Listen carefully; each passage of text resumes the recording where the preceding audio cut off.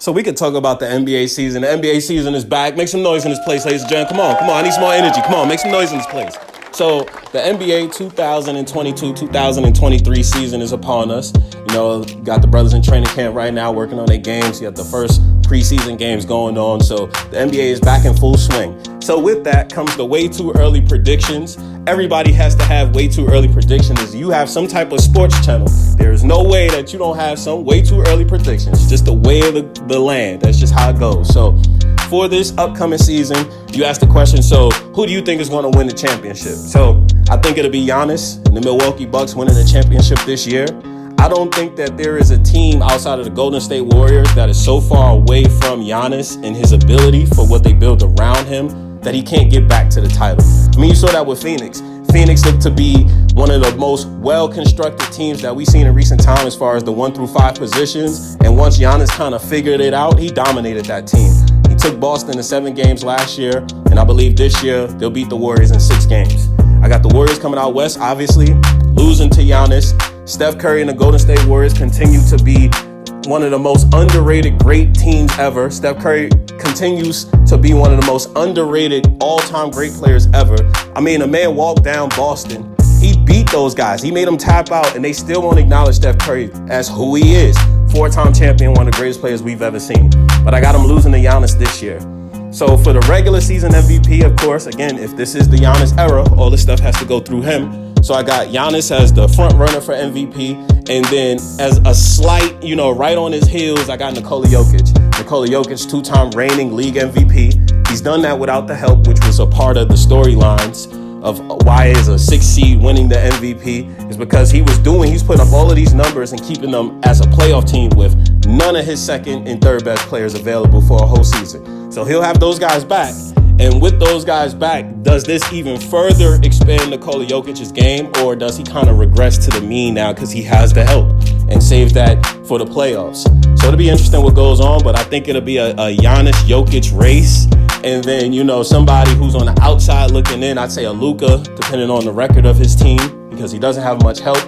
And, if he does something historic, we've been seeing historic season after historic season after historic season as guys winning the MVP. So if Luka can do it, then he might win. 6 men. So the 6 men of the year, I think it'll either be between, Christian Wood or whoever they bring off of the bench for the Cleveland Cavaliers. So Christian Wood is a starter level player who's a young guy who has proven himself out there in Houston. So if he's coming off the bench averaging 20 points, I think he'd be a front runner for that award. So this NBA season is going to be pretty interesting. I only talk about those because I don't really care about the coach of the year, most improved. I know those are awards, but I ain't really tripping off that. Defensive player of the year, Rudy Gobert's on a better team. I don't know if the overall defense of the Timberwolves makes it so that Rudy Gobert isn't as much of a defensive presence.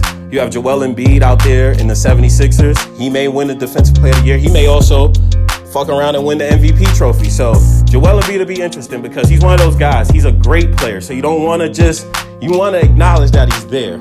So this season is going to be really exciting. Kawhi Leonard's coming back.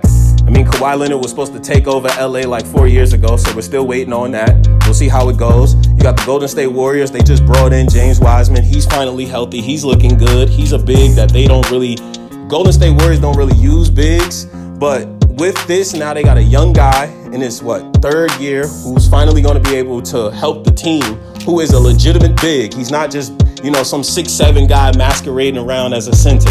He's legit, and adding that as a piece, as another one of the ripples to the Golden State Warriors offense is going to be very scary. You got the Minnesota Timberwolves, again, I was talking about Rudy Gobert. You got Anthony Edwards on that team. Does that Ant-Man finally take that next step that everybody's anticipated he's going to take? I'm somebody that appreciates the brothers' game, so we'll see. You got guys like LaMelo Ball. LaMelo Ball is an interesting guy because, you talk to the younger brothers out there, I'm coming into my 30s now, but you talk to the young brothers that's like 14, 15, and they love LaMelo. They speak very highly of the brother. They like his game. They like his style.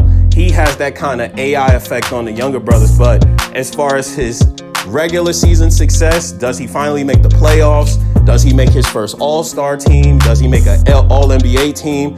What is the future for LaMelo? I think he made the All-Star team last year, if I'm not mistaken. But all in all, this is going to be an exciting year. Hopefully we can get over the Sarver Phoenix fiasco. Hopefully we can get over the Ime Udoka nonsense and we can get back to basketball because it's back, baby.